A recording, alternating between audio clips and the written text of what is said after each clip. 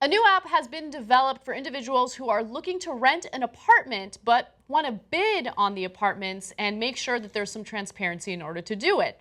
Now, it seems like this app is a good idea, but it does highlight a huge problem when it comes to those who rent property in major cities like Los Angeles, San Francisco, New York, or Boston.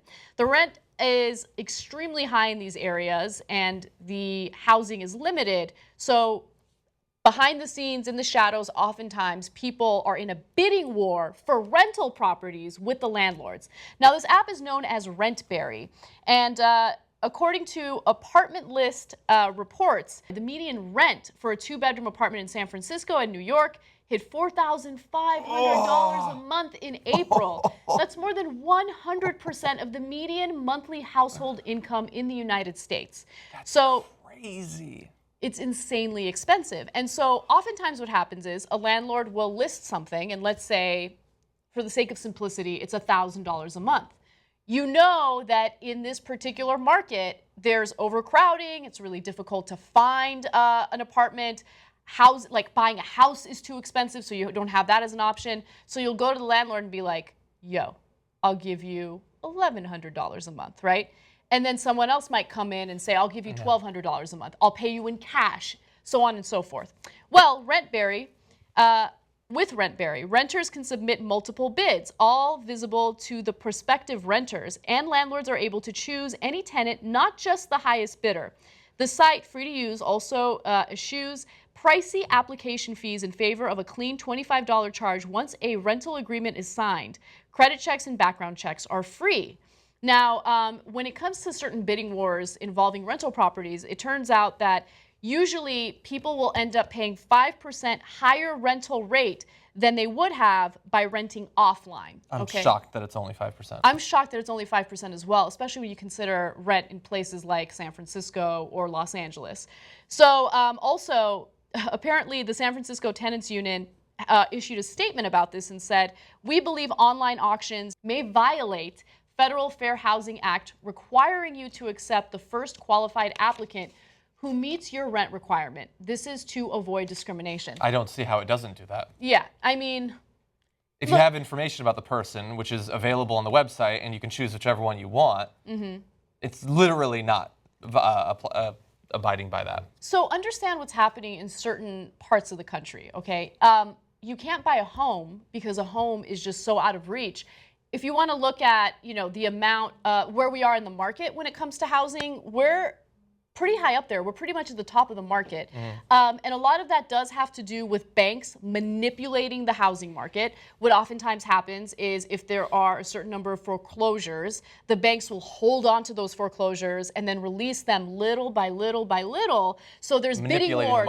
They manipulate the market. It leads to bidding wars. And then, of course, you have these overvalued homes. So for a lot of millennials that are saddled with student loan debt, they don't even have the option of getting a mortgage because they'll be denied because of their debt. It shouldn't be legal.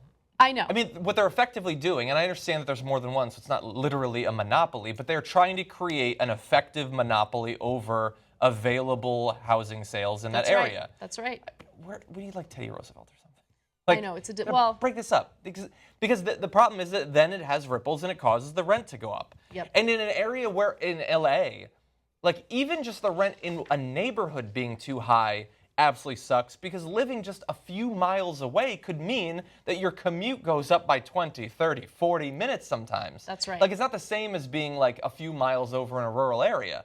Like we are incredibly segmented by neighborhood, and it matters which neighborhood you're in. Especially when you live in a city like Los Angeles where everything is very spread out and you do have to commute. So if you're not living close to where you're working, your commute can easily be an hour, hour and a half, in some cases 2 hours. So just to go to and from work, you're wasting 4 hours of your day, which is disastrous for many people.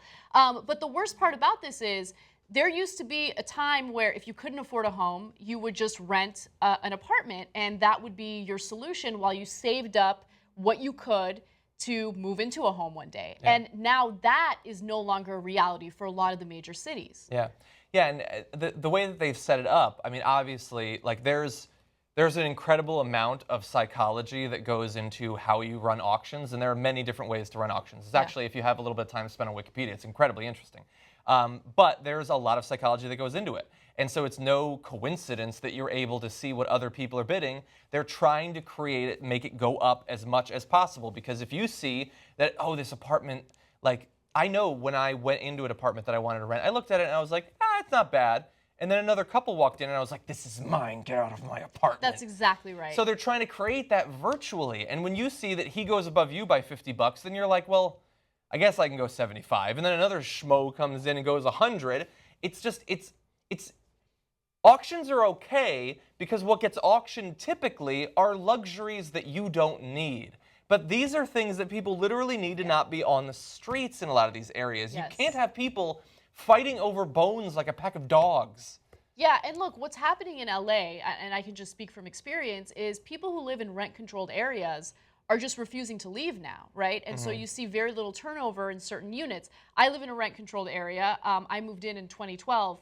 There is no way in hell I'm moving out of that apartment because the same exact type of unit, one-bedroom apartment, now goes for about $2,000 a month. And that's why? A one-bedroom apartment for $2,000 a month in LA. I mean, is it hundreds of dollars better than yours? Absolutely not. So why has the rent gone up so much? I mean, we've talked about some of them, that they're hoarding the buildings, and Airbnb is certainly contributing and all that. But I've never owned property. I've never rented property. I'm sure that it sucks to rent property to people, and there's all sorts of expenses that I don't think about, and I'm sure it sucks on an everyday basis. But it doesn't suck $700 a month more than it did a decade ago. So, okay, I actually want to jump in with a personal story because it just shows you what kind of person my dad is, and I'm really proud of him. So my dad owns rental properties. He owns apartment buildings in Hollywood, to be specific. And I never got involved in any of that, even though my dad is like, he's busted his ass in his entire life because he's like, I want to leave my children something, when I go. And I'm just like, Dad, take a vacation. I don't want to rely on my dad in any way, shape, or form. But he still, till this day, even though he's 71 years old, does all the construction, all the work, everything on those apartments himself. Anyway, recently I got a little involved with him because he's getting older and he needs help with like documents and paperwork and stuff like that. And I noticed that for the area he's renting in, he's renting way below market value. Oh, really? Yeah, and I'm like, and I thought that he was doing it unwittingly. And I'm like, Dad, what is going on? Like, you have these beautiful apartments that you could easily rent for a lot more money. And he's like, I know, but these young kids, they have a hard time. They don't make as much money. And I'm like, damn, like you're willing to take a hit to give them these apartments for undervalue. And he rarely has vacancies as a result of that, so I guess it benefits him in that way as well. And probably happy tenants. Yeah, and happy tenants. And again, they're not shitty apartments; they're really nice apartments. And so it, makes me feel. Is your dad Bernie Sanders? He supports Bernie Sanders, oh, so there I guess you go. that shows you what kind of person he is. Know. Yeah, he's very violent. He throws chairs. He throws chairs all the time. But yeah, you're right. I mean, look, overpopulation in these areas is a big part of it. You have certain industries that make a lot of money in these big cities. So for instance, in New York, you have Wall Street, right? And these people can afford a lot of money or very expensive apartments and rental properties. In Los Angeles, you have the entertainment industry, and that inflates the values of homes and apartments. Not in our section of the entertainment industry. Definitely not our section. Our very specific independent media section. Maybe we can just build a wall around LA. Stop people from coming in. I'm already in. I should shut the door behind me. So, I mean, you could move to Utah, and I'm sure rent will be okay. Will you guys come with me? No. I'd rather live in my rent-controlled one-bedroom apartment for the rest of my life. Okay. Which is probably likely to happen.